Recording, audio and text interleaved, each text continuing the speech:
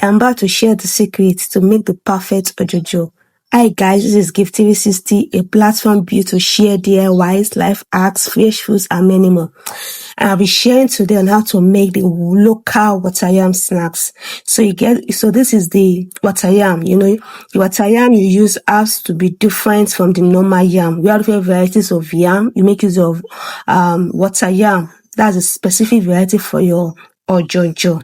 So I got my water yam and sliced. After slicing it, you wash thoroughly to remove all kind of dirt. So you wash thoroughly in a clean bowl. Make sure you wash your time. Note, this can be very itchy. While washing it, it will itch you if you are not careful enough, because this particular variety itches a lot. So after washing it, then you get your grater and you start grating it into smaller pieces. Before you start grating, ensure that you identify the best size of hole to use, because this particular grater has several holes, several faces. So you identify the one that is not too big, not too small. Use it to grate your water yam, just like you can see me doing it in the video. So you have to grate it till every piece of water yam is finally grated. As you can see, this is looking so good, so nice, so beautiful. You can see the color, pure white, and it's looking so inviting. So you keep on grating till you are done grating your water yam. Ta-da! I'm done, and this is the water yam grated. The next, you add your pepper, your blended pepper and onions, and you mix it thoroughly together with your hands.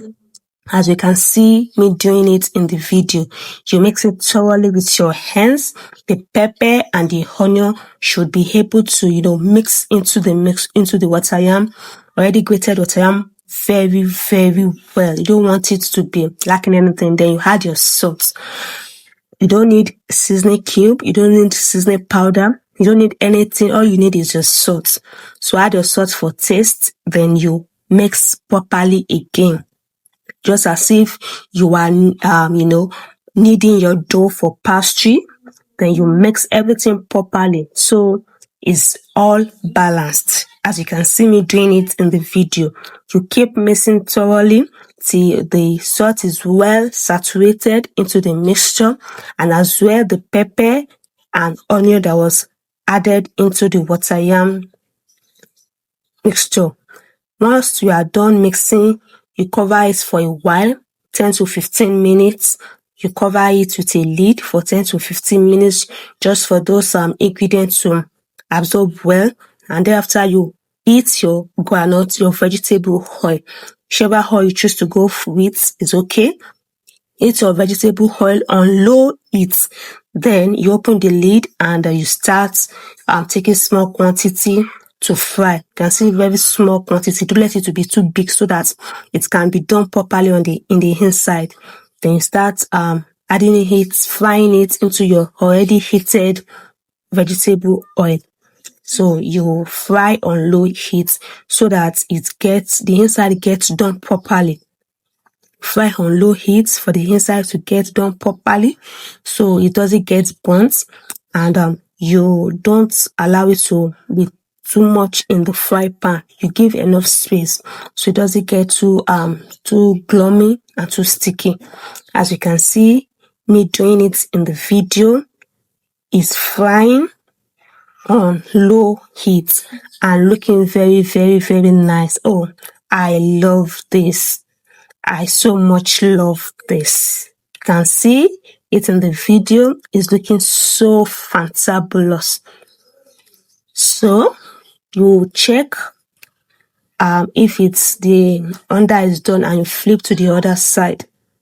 So you flip to the other side once you have attained your golden brown color. You flip to the other side for the other side to also be properly cooked. This is looking good. Yum, yum, yum, yum, yum, yum. So beautiful. So beautiful. As you can see, it's done on low heat. Ta-da! This is my homemade Ojojo. You can also try it at home, and I bet you enjoy yourself. So please guys, subscribe to this channel and to get notifications for more upcoming videos.